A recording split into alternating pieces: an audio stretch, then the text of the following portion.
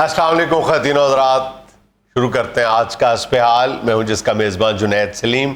आज के हमारे मेहमान ख़ास मोहतरम जनाब मौलाना फजलुर रहमान साहब। अस्सलाम वालेकुम।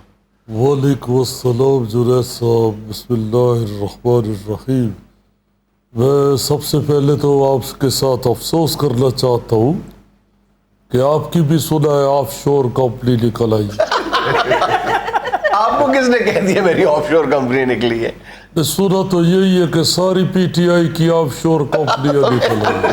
मेरी कोई ऑनशोर कंपनी नहीं है, ऑफशोर कहाँ से निकलेगी? बहरहाल जुनैद साहब, जो चोर चोर का शोर बचाते थे जी, अब खुद ही चोर निकल आए।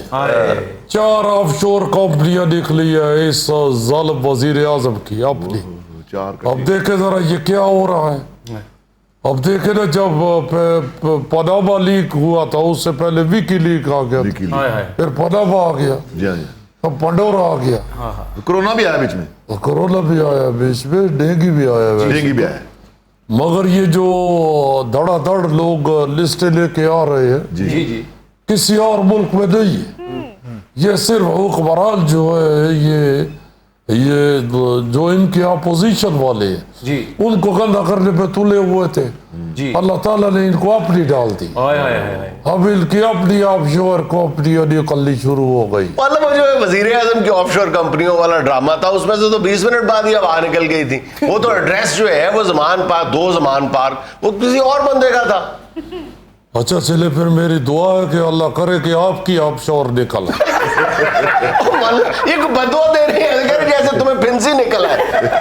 तो फिर आप क्यों क्लियर कर रहे हो उसका इल्जाम? आप क्यों काम का इल्जाम क्यों लगा रहे हैं? इल्जाम तो इल्जाम होता है, लग गया तो लग गया। ये जाए थोड़ा कह सकते हैं कि इल्जाम तो अच्छे होते हैं। वही अल्लाह की लाठी बे आवाज होती है। जी। किसी पे इल्जाम लगाने से पहले डरना चाहिए कि आप पे भी किसी वक्त इल्जाम लग सकता। ठीक कहा मौलाना साहब आपने, किसी की तरफ एक उंगली करो तो 3 अपनी तरफ होती हैं।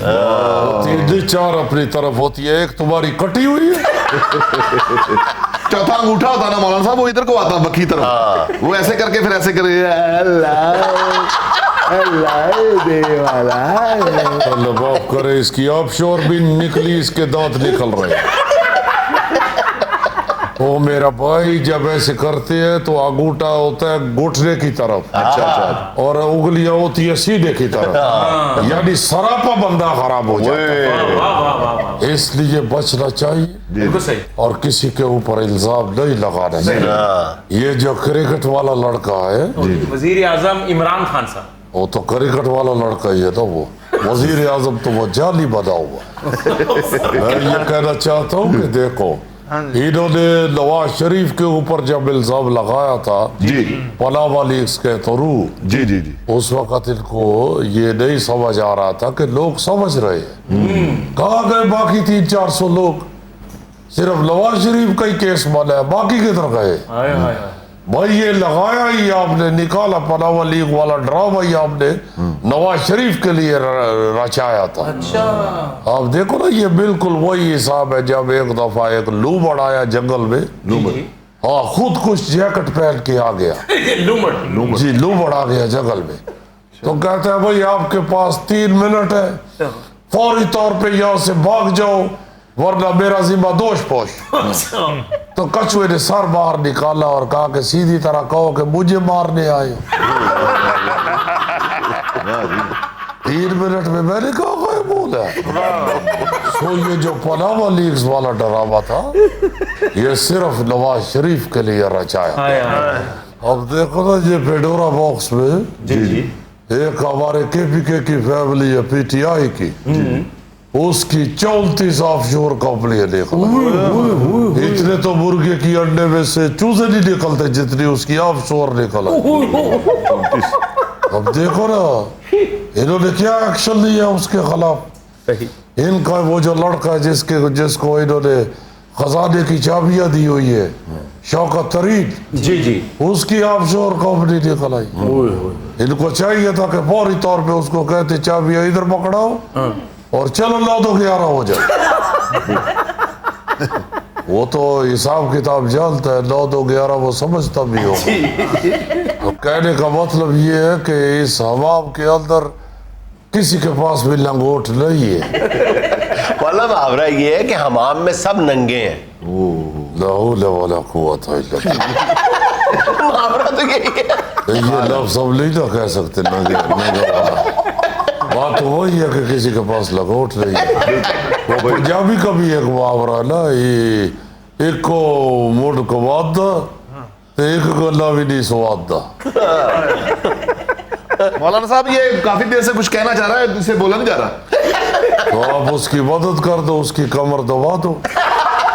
मतलब इसकी कमर ऐसे नहीं दबती, ऐसे दबती, ऐसे। यार उसकी कमर दबानी है या सिरी पाए का शोरबा चेक कर रहे हैं? मौलाना साहब मैं आपसे ये पूछना चाह रहा था कि आगे कोई मेला शेला सज रहा है या नहीं? आपने उधर क्या करना है, उड़ के पैसा पकड़ना है? वो मदारी की चिड़ी, ये मेला शेला नहीं कहते उसको। हम मेले शेले करने वाले लोग नहीं, हमारा ताल्लुक सियासत से है और अल्लाह ताला के फजल करम से एक सियासी पार्टी से है। मौलाना साहब मेरे कहने का मतलब ये है कि वो रैलियां, लॉन्ग मार्च, आपका खिताब, ये हुस्न है ना। तो उसमें मेला उसको कह रहे हो? जी जी। तुमको शर्म नहीं आता? तो क्या उधर वो काने वाला सांप बेचता है मेले के उधर, या धागे वाली मछली बेचते हो? बताओ वो बच्चे आए टूरते फिरते आए जो वादे के घर आए, अब बताओ वो बच्ची बोला क्या हो गया आपको? क्या हो गया? तुम कह के दिखाओ। बादाम मच्छी आई, अब टूरती फिरती आई, अब वादी गेम कर आई, अब बादाम मच्छी। ये इस तरह वो मछली वाला बचपन में हमारी गली में आके बेचा करता। अच्छा। तो मेरा मतलब है कि हम कोई वहां पे अपने जलसे में आसमानी झूला लगा के नहीं बैठे हो। जी जी। अच्छा मौलाना ये फरमाए, देखिए आपकी सारी जिंदगी जो है वो इस मुतालबे में गुजर गई कि जी इंतखाबात एक दफा शफाफ होने चाहिए। तो ये जो इलेक्ट्रॉनिक वोटिंग मशीन का सिस्टम है, जाली है सारा कुछ, सारा फ्रॉड है ये। इलेक्शन को किडनैप करने के लिए प्रोग्राम बनाया जा रहा है। अगर आपने यहाँ पे तो इलेक्ट्रॉनिक मशीन का नाम दिया तो मैं ये 3 बम में एक एक करके तीनों आपके सर पे फोड़ दूंगा। मतलब ये बम नहीं है, ये डेकोरेशन पीस है। आपकी आमद पे खास तौर पे हम इसलिए सजाते हैं ताकि आपको लड्डू का तासुर मिलता रहे। लाहौल वाला कुव्वत, लड़के को उठाओ यहाँ से, हम डेकोरेशन को आराम समझते हैं। हम डेकोरेशन वाले लोग नहीं है, हम सादा जिंदगी गुजारने वाले क्या लोग। बात है सर। और अब यहाँ पे ये बताना चाहते हैं कि ये जो मशीनों का चक्कर चला रहे हैं, ये तो इलेक्शन को किडनैप करने का बहाना। क्या बात है। मौलाना साहब वैसे हमें तो लगता है कि ये मशीन वाला निजाम ठीक है, वो जान छूटेगी, पर्चियां गिरने वाली इतनी हुई हैं, तो आपको क्या इतराज, इसमें क्या खराबी है? देखो पहली बात तो ये है कि इस हुकूमत ने दावा किया था कि हम 1 करोड़ नौकरियां तकसीम करेंगे। जी कहा था। तो अगर मशीनें काम करेगी तो नौकरियां कहाँ से देंगे? ये जो वोट गिनती करने वाले लोग होते हैं वो बेचारे जाके उधर अमरूद बेचेंगे। इसलिए पहला वजह तो ये हुआ जी। दूसरी वजह ये है कि ये जो इलेक्ट्रॉनिक मशीन होती है, हाँ जी, ये बिजली से चलती है। हाँ जी। किसी अगर MLA MPA को करंट लग गया तो कौन भरेगा MLA MPA? जी जी जी, MNA कौन भरेगा जी? MNA तो मिलते भी बड़े महंगे हैं। तीसरी बात ये है कि आप देखें कि ये जो इलेक्ट्रॉनिक मशीन होती है, ये जो इलेक्शन वाली जी जी। वोट की गिनती करने वाली, ये कौन सा मेड इन पाकिस्तान होती है? ये बाहर की इम्पोर्टेड मशीनें होती है। अगर चलते हुए इलेक्शन में कोई मशीन खराब हो गई तो कौन जिम्मेदार है? और वो जो मौलाना मुखालफत कर रहे हैं ना इलेक्ट्रॉनिक वोटिंग मशीन की, वो शरई बुनियादों पे भी कर रहे हैं। उधर ही मौलाना कहते हैं कि अगर उसमें बिजली आ गई, करंट आ गया और किसी ने ऐसे हाथ लगाया तो उसके मुंह से गाली निकल गई तो गुनाह होगा हुकूमत को भी और कैंडिडेट को भी, है ना? मतलब ये बात है। देखो मैंने सिर्फ करंट लगवाया है, उन्होंने मुंह से गाली भी निकलवाई। ये है मीडिया का रोल। बिल्कुल इस वक्त मीडिया 2 कदम और आगे जाके गाली वाली भी निकलवा के तो लड़ाई करवाता है। वैसे भी मशीन के खिलाफ मैं इसलिए हूँ कि जब से मशीनी दौर आया है जी जी जिंदगी मजीद सुस्त हो गई। आप देखे, आप बैंक के अंदर जाते हैं, आप किसी काम के लिए उनको कहते हैं तो वो आगे से कह दिया कि कंप्यूटर जो है वो लिंक डाउन हुआ इस वक्त अभी काम हो नहीं सकता। तो जो पुराना दौर था, मैनुअल दौर था, रजिस्टर निकाल के फटाफट शुरू हो जाते थे लिखना। जब जी कह दिया जी सर्वर डाउन हुआ है, तो सर्वर तो इनके अपने गवर्नर का नाम है, जब चाहेगा डाउन हो जाएगा, धांधली करना शुरू कर देंगे। बहुत अच्छे, बहुत अच्छे। मशीनों ने काम खराब किया हुआ, देखे ना मशीनी चूचा 2 दिन बाद मर जाता है बेचारा। ये देखो जरा, देखें ये मशीनी चूचा जो होता है, देखो कितना ज़हीन और अकल वाला बात किया है। अकल वाला इसलिए कि ये चूजों को रंग करके बेचते रहे 13-14 साल। अच्छा अच्छा, वो जो साइकिल पे माशाल्लाह इनके चूजों की रंगत पूरी दुनिया में मशहूर थी। मौलाना साहब मजदूरी करना तो कोई मेहनत नहीं है ना। लोग तो सफेद चूजों को मुख्तलिफ रंग करते थे ना, ये मुख्तलिफ रंगों को सारों को काला करके काले चूजे ले लो, काले चूजे ले लो। नहीं तो वैसे मेरा भाई बात सुनो जी, तुम क्यों चाहते हो कि हर चीज तुम्हारे जैसी हो जाए? अगर चूजे मुख्तलिफ रंग हो गए तो उनको एंजॉय करना देना, तो उनको रंगीन जिंदगी गुजारते। ये इंसान के लिए रंगीन जिंदगी से दूर रहने का हुक्म, चूजों के लिए नहीं। वो जल्दी बिक जाते थे, काले चूजे ले लो, काले चूजे जल्दी बिक जाते थे काले। अच्छा अच्छा अच्छा, तो वो तो फिर सारा सदका देने वाले ही लेते होंगे। यार आप बात करो यार। अच्छा मौलाना साहब, आपको मैं एक प्यारी सी बात बताऊं, रात को मैंने ख्वाब में आपको वजीर आजम देखा है, फिर मेरी आंख खुल गई। तो तेरा खाना खराब, हमारी बहू को कहना था खुलने से पहले तुम्हारी गर्दन दबा देती। उन्होंने 5-6 मिनट तो देखा होगा, उसने कहा 5-6 मिनट की वजारत उसमें को कम होती है। और मैंने तो कभी भी तुम्हारी जिंदगी के लिए दुआ नहीं की थी। नाज़रीन, यहाँ मुझे लेना एक छोटा सा वक्फा, हमारे साथ रहिएगा। सर्वे के मुताबिक 23% लोगों की तादाद में इजाफा हुआ है जो लोग अब बरादरी से बाहर अपने बच्चों के रिश्ते करते हैं।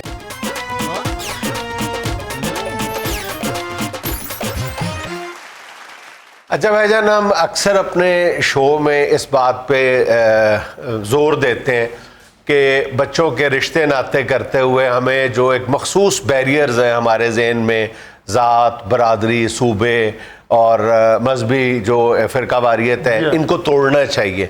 तो पिछले दिनों मैं एक अंग्रेज़ी हफ्तरोज़ा की वेबसाइट देख रहा था। उस पे पिछले 10 बरसों के दौरान जो हमारे माशरे में इस हवाले से तब्दीली आई है वो बड़ी खुशगवार है। उस सर्वे के मुताबिक 23% लोगों की तादाद में इजाफा हुआ है जो लोग अब बरादरी से बाहर अपने बच्चों के रिश्ते करते हैं। 23% पिछले 10 बरसों के दौरान इजाफा हुआ है। 13% उन लोगों की तादाद में इजाफा हुआ है जो दूसरी जबान बोलने वालों के साथ रिश्ते नाते बना रहे हैं। माइंड चेंज हुआ। हाँ, तब्दीली वाक़ई हो रही है। अच्छा, सबसे बड़ी जो खुशगवार हैरत मुझे हुई है वो है कि 10 बरसों में 32% लोगों की तादाद में इजाफा हुआ है जो मजहबी जो हमारा स्कूल ऑफ थॉट है, जो अपना उनका मकतब फ़िक्र है, उससे हट के दूसरे ख़ानदानों में वो अपने बच्चे या बच्ची के रिश्ते कर रहे हैं। जी जी जी, इस तरह रिश्ते करने से मेरा अपना ख्याल ये है कि बरादरीज़म और ये तफरका जो है ना जी, ये भी खत्म हो जाएगा। ये एहसास पैदा होगा बच्चों में और हमारी अगली नस्ल में कि भाई असल मतलब तो है अल्लाह पाक की ज़ात को मानना, पाक सल्लल्लाहु की पैरवी करना। ये जो आगे शाखें बन गई हुई हैं ये तो लोगों ने बनाई हुई हैं और इसकी वजह से बहुत ज्यादा दूरियां पैदा हो रही हैं। जी बिल्कुल। उन दूरियों को खत्म करने के लिए इन चीजों को खत्म करना पड़ेगा। हाँ जीजी, ह्यूमन राइट्स को मैं बहुत लाइक करता हूँ। देखिए ना, मैंने बरादरी से बाहर मैंने कीनिया अपने बच्चे का नरूबी में रिश्ता किया है, तो लेकिन वो लोग कहते हैं कि नहीं वो गैर नहीं है, वो तुम्हारी बरादरी। देखें उन्होंने जहेज नहीं दिया, पत्ती का ट्रक दिया, उन्होंने कहा बेच के फिर चीजें बनवा। Good good. पत्ती पत्ती कर गई मुझे इसकी बात। नहीं तो जो बहू हमारी लेके आए हो वो घर में ही रिहाइश है उसकी या बाहर दरख्त पे रहती है? अब उसकी मर्जी, मैंने फुल आजादी दी हुई है। तुम्हें आती है बातें। उसने कीनिया में जरूर अपने बेटे की शादी की है, छोटे मोटे खानदान में नहीं की हुई। टार्जन की सगी भतीजी ब्याह के लाया। Oh good. आधी रात को मौसम अच्छा हो ना तो बाहर आगे सेन में जिंगला लाहौर भी कर लेती है। टार्जन भी अपना हो गया, अब जंगल में कोई काम हो अजीजी मुझे बताना। अब तो एक दूसरे के घर जाना हो तो करके पहुंचते। आपके ह्यूमन राइट्स पूरे हो गए जी? हाँ, मेरे ख्याल 4-5 जुगतों के साथ हो गए। नहीं यार, on a very serious note, देखिए पता क्या है कि जब अगर आप वाकई पूरी कौम को इकट्ठा करना चाहते हैं ना, देखें ये जो भाईजान बात कर रहे हैं ना, अजीजी अंकल बात कर रहे हैं, ये बड़ी जबरदस्त है कि इस अजीजी भाईजान यार कह लो, चलो अजीजी भाईजान जो बात कर रहे हैं ना कि इससे इकाई का तासुर मिलता है, आपकी यकजहती का तासुर मिलता है। देखिए हम कितनी, हमें तो तकसीम होने के लिए बहाना चाहिए, हमें तो तकसीम होने के लिए बहाना चाहिए। तो ये एक सबसे जो मजबूत तरीका है ना, मतलब उसमें खेल भी अपना रोल प्ले कर सकते हैं और मुख्तलिफ जो है सियासत भी अपना रोल प्ले कर सकती है, सब कुछ। लेकिन अब ये देखें कि जब मुख्तलिफ तबका फ़िक्र के लोग जो है वो, या मुख्तलिफ मकतबा फ़िक्र के लोग, मुख्तलिफ सोच के लोग, मुख्तलिफ सूबे के लोग, मुख्तलिफ ज़बानें बोलने वाले लोग जब एक घर में रहना शुरू कर देंगे, मतलब बहू बन के या दामाद बन के आ जाएंगे, तब वो एक ख़ानदान बनता है। इससे ज़्यादा आपकी बहू है, आपकी भाभी है, या आपका दामाद है, बहनोई है आपका, वो आया है, वो बिल्कुल दूसरे कल्चर से आया है, और जब वो आपके घर का हिस्सा बनेगा ना, तब आपको सही मायनों में पता चलेगा कि यार ये हम एक हैं। बात ये है कि जात पात वैसे तो है ही नहीं, हाँ। ये सारी बकवास ऐसे ही नहीं होना चाहिए। और फिर जब है तो उसमें ये बड़ी हमारी, अल्लाह माफ करे, बदकिस्मती है कि हम कई जातों को छोटी जात, एग्जैक्टली, अब जिनको छोटी जात समझते हैं उनमें 75% लोग जो हैं वो बेचारे एहसासे कमतरी का शिकार। हाँ अजीजी, मैं पहले फंक्शन करता था, फंक्शन पे जाता था, जिस बरादरी का भी होता था वो बरादरी वहां कहती थी कि हमारे जैसी बरादरी कोई नहीं। हर बरादरी। अच्छा, उसी सर्वे में ना, पता है ये जिस सर्वे का मैं हवाला दे रहा हूं ना, उसमें 52% ऐसे लोग जो नहीं करते, दूसरी जात बरादरी में शादी या दूसरे फिरकों में शादी नहीं करते, 52% लोगों का कहना यह था कि हम दूसरों के बारे में इसलिए अच्छा तासुर नहीं रखते क्योंकि हमने फलां फलां के बारे में अपने बुजुर्गों से सही राय नहीं सुनी हुई। अब ये देखें, सुनी सुनाई बात है, मतलब पंजाबियों के बारे में सिंधियों के दिल में, सिंधियों के बारे में बलोचियों के दिल में, बलोचियों के बारे में पंजाबियों के दिल में। अब जब आप मिलते हैं एक दूसरे के साथ तो आप उस तासुर को यकसर गलत पाते हैं। कुछ ठीक बातें भी होती होंगी किसी एक कौम में, किसी एक फिरके में, किसी में भी, मतलब एक बरादरी में हो सकता है कुछ बातें ठीक भी हो, कुछ बातें अच्छी हैं, तो उसमें कुछ बातें बुरी भी होंगी, उसमें भी तो कुछ बातें बुरी हैं और कुछ बातें अच्छी हैं ना। इसी तरह इंसान बनता है। तो जब आप मिलेंगे तो एक फिर पाकिस्तानियत वजूद में आएगी, और इसके अलावा आपके पास कोई रास्ता नहीं है। हमारी सबसे बड़ी बदकिस्मती की जो बात है वो तो ये है कि हम लोगों ने, सारे एक बंदे ने वसाइल रखने के बावजूद 26 दफा वो लंदन अमेरिका यात्रा कर रहा है जाके, लेकिन अपना पूरा मुल्क देखा नहीं हुआ। कि पंजाब के कितने लोगों ने पूरा बलोचिस्तान देखा हुआ है, बलोचिस्तान के कितने लोगों ने वसाइल रखने के बावजूद पूरा सिंध देखा हुआ है। मतलब एक अजीब अजनबियत का एहसास है जो बढ़ता ही चला जा रहा है। हाँ जी, वो जो मैं बात कर बैठा था ना शुरू, वो ये थी कि ये जो छोटी जातें हमने बना ली हुई हैं, उनके 70% लोग जो हैं उनमें बेचारों में कॉन्फिडेंस नहीं है, एहसासे कमतरी का शिकार। तो हमारी कौम जो है ना जी, बहसीयत कौम बनने में बहुत सारे गैप हैं, बहुत सारी खाली जगहें हैं, बहुत सारे खला हैं, जिसमें सबसे ज़्यादा बड़ा खला यही है कि पेशे के हवाले से हमने कौमों को, ये जी मोची है, ये धोबी है, ये नाई है, यही लोग जो बहुत बहुत बड़े फैमिलियों के यहाँ या बड़ी नस्लों के यहाँ पे बनते हैं, वो बाहर जाके यही काम बड़ी खुशी से कर रहे करोड़ों हैं। रुपए की बातें की आपने जीजी, करोड़ों रुपए की, डॉलरों में पाउंडों में जो थी ना वो बात की। नहीं, आपके मोहल्ले में अगर इसी बुनियाद पे आप रिश्ता देने और लेने से इनकार कर देते हैं कि फलां मोची है और फलां नाई है, वही मोची और नाई अमेरिका या बरतानिया से जब डॉलर या पाउंड कमा के लाता है तो उसकी मोचियत भी खत्म हो जाती है, उसकी नाइयत भी खत्म हो जाती है, वो आपके लिए बहुत ही मोतबर और मुअज़्ज़ज़ शख्स बन जाता असल में है। सर हमारी सोचियत बदल जाती है ना डॉलर और पाउंड में। यहाँ पे अगर हम उन जिनको नौजुबिल्ला छोटी जात समझते हैं हम जी, अगर हम उनको भी बराबर समझें और अच्छे समझें जी। तो वो यहाँ बड़े कॉन्फिडेंस से काम करके, यहाँ बड़े कॉन्फिडेंस के साथ रोजी कमा के तो मुल्क की तरक्की में भरपूर हिस्सा ले सकते हैं। और उनके साथ ताल्लुक बनाना, रिश्तेदारी करना, उनके साथ रिश्ते करना जो है वो भी उनको कॉन्फिडेंस दे सकता है, वो भी उनमें हिम्मत पैदा कर सकता है बड़ा बनने की। और वो बड़े ही होते हैं, जो हमारी नजरों में वो छोटे होते हैं जात पात की वजह से। नाज़रीन, यहाँ में लेना एक छोटा सा वक्फा, हमारे साथ रहिएगा। तुम्हें कोई इस बात पे कोई तुम्हारे खिलाफ कार्रवाई करेगा कि तुमने जाली सर्टिफिकेट बनाने से इनकार किया है? यार कि इतने बड़े दबाव का नहीं वो सामना कर सकता, वो तो बेचारा हाथ हले पक्के के आगे खड़ा नहीं हो सकता।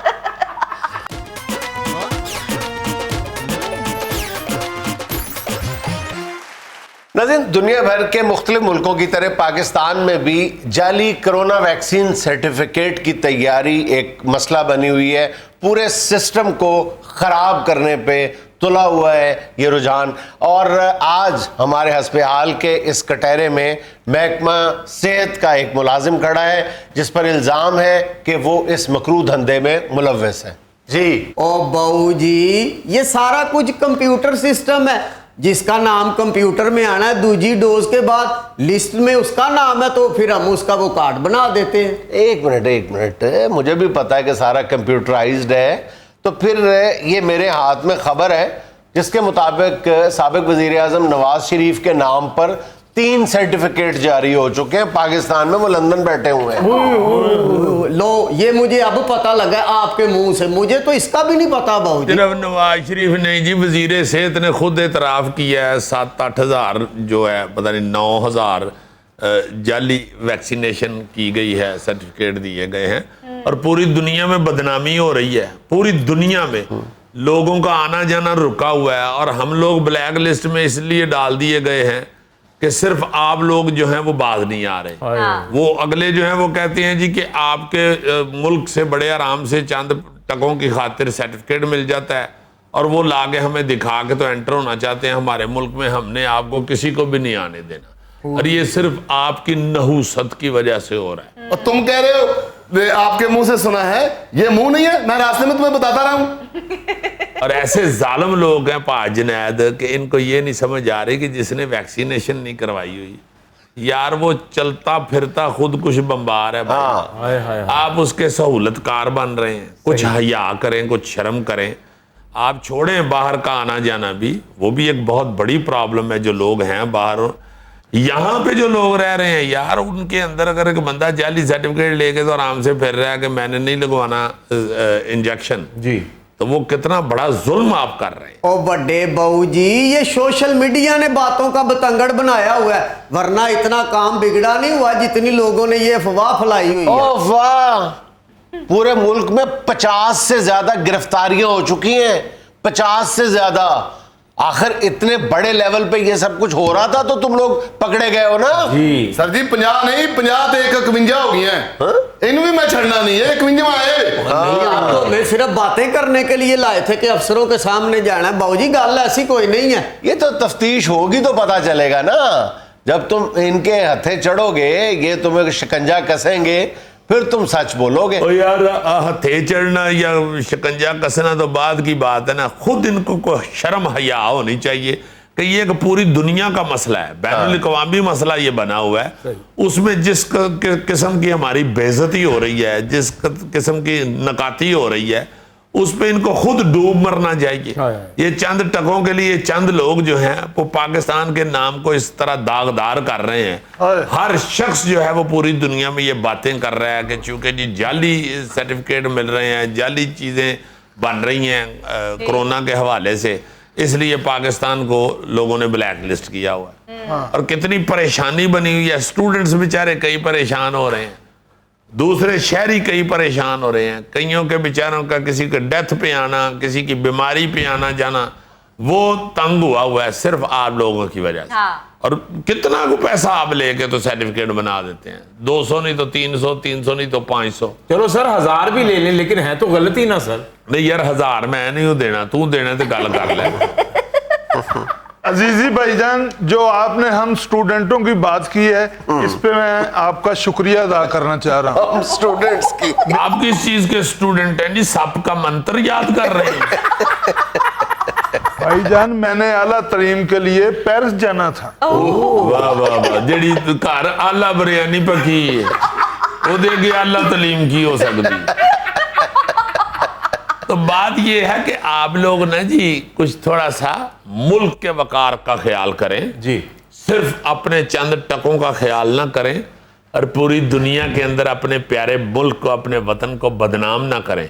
आप ये देखें कि कितनी दुख की बात है जी सर, कि जब भी कोई इस तरह का मसला होता है तो चंद लोगों के लिए, चंद पैसों के लिए पूरी पाकिस्तानी कौम को, पूरे मुल्क को ये लोग बदनाम करते हैं। हाँ। उस वक्त इनके जहन में ही नहीं ये आ रहा होता कि यार हम ये क्या कर रहे हैं, ये क्या है, ये चंद पैसे क्या है, इसकी वजह से हम क्या कर रहे हैं, ये इनको समझ नहीं आ रही होती। तुम लोग अगर 5000 रुपए लेके एक सर्टिफिकेट जारी कर देते हो जाली, और वो एक सर्टिफिकेट पकड़ा जाता है, तो उससे पता है कि कितना नुकसान होता है। तुम अंदाजा लगा लो कि अगर एक मुल्क आपको सिर्फ एक जाली सर्टिफिकेट की वजह से बैन कर देता है, तो कितने पाकिस्तानियों का, कितने पाकिस्तानी तालिब इल्मों का नुकसान होगा। अगर तुम्हें अंदाजा हो जाए ना कि कितना नुकसान कर रहे हो तुम लोग, तो तुम खुद गोगे से कहो कि यार मेरी टांगों के ऊपर रस्सा बांध के ना तो मुझे घुमा के दीवार में मारो।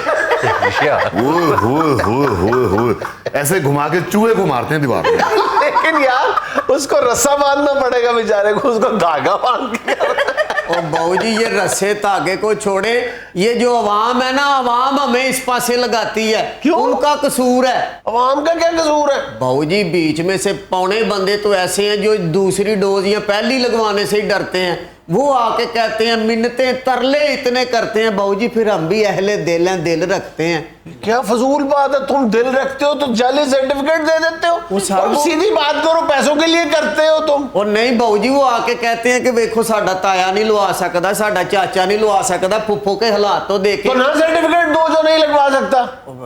गाल तो आपकी ठीक है। खुदा का खौफ करो यार, तुम लोगों की सेहत के साथ कौम के मुस्तकबिल से खेल रहे हो। और अपनी इसकी सेहत का ये आलम है कि इसको अगर चुटकी भरे ना तो लगता है कपड़ा चेक कर रहे हैं।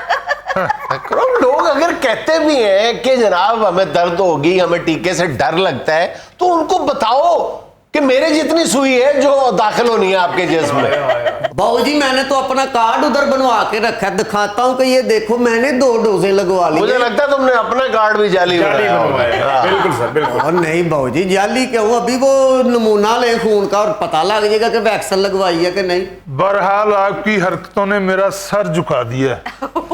यार पहले कौन सा तुम सर उठा के फिरते हो, पहले भी सर नीचे ही होता है तुम्हारा। ये देख किस चीज की पकी, ये बिरयानी कितनी रह गई है, ये कोरमा लग रहा है शक्ल से मजेदार, और रहता कौन पी गया। पहले कौन सा तुम सर उठा के देखते हो कि चांद किस तरफ से निकल रहा है। बात वैक्सीनेशन की हो रही है, जाली सर्टिफिकेट की हो रही है, वो वखर ही हमें अपनी इज्जत का मसला बना रहा है। वाह पहलवान जी, मुझे बेगुनाह को इस कटहरे में खड़ा करके आप इल्जाम पे इल्जाम लगाए जाओ। और सही कह रहा है वो, सिर्फ तुमने उसकी गर्दन नहीं झुकाई, मेरी भी गर्दन झुका दी है। बस तुमने वो चीज झुका दी है जिसका दुनिया में वजूद ही नहीं है। नहीं यार सच्ची बात कर रहा है, गर्दन भी उसकी झुक जाए तो बाकी बचता क्या है। लेकिन बाबूजी मैं आपको अपनी सच्ची बात बताऊं, बाज दफा हमें फोन पे प्रेशर इतने बड़े लोगों की तरफ से आता है कि हमें माननी पड़ती है बाबूजी। खुदा का नाम लो, दबाव का सामना करना सीखो।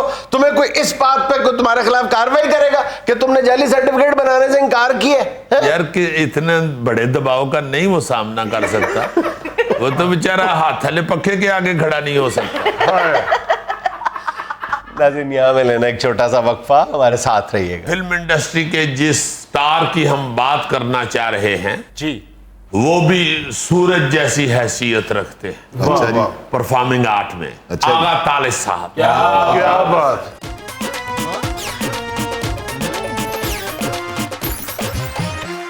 अच्छा जी, आज पाकिस्तान फिल्म इंडस्ट्री के जिस स्टार की हम बात करना चाह रहे हैं जी, वो भी सूरज जैसी हैसियत रखते हैं अच्छा जी, परफॉर्मिंग आर्ट में। अच्छा जी। आगा तालिब साहब। क्या बात। आगा तालिब साहब, हमारी जिंदगी में हमने जो अपनी आंखों में देखी है फिल्म इंडस्ट्री, अपनी आंखों से जो जो मनाजर देख चुके हैं, उसमें आगा तालिब साहब जो हैं वो भी एक उस्ताद की हैसियत रखते थे फिल्म इंडस्ट्री के अंदर। मैंने बड़े बड़े आर्टिस्टों को, बड़े बड़े जो पॉपुलर हीरोज थे जो अपने दौर के अरूज पे थे, उनको मैंने आगा साहब से इजाज़त लेते हुए और आगा साहब की शफकत वसूल करते हुए और आगा साहब से थापड़ा लेते हुए देखा है। वाह जी, जिनमें नदीम बेग साहब, जिनमें सुल्तान राही साहब वाह जी। और ऐसे बहुत से फनकार थे जो अल्लाह ताला उनको ज़िंदगी दे। बेग साहब को फिल्म इंडस्ट्री में जब ये लोग होते थे तो ये आगा साहब को बाकायदा उस्ताद का दर्जा देते जी, और इंतहाई एहतराम पाया जाता था आगा तालिब साहब का फिल्म इंडस्ट्री के अंदर। हर आर्टिस्ट में बड़ा एहतराम पाया जाता था आगा साहब के लिए। अच्छा, आगा साहब का जो थोड़ा सा तारुफ है जी। नई नस्ल के लिए, वो ये है कि इनकी पैदाइश जो है ये इंडिया के शहर लुधियाना में हुई थी।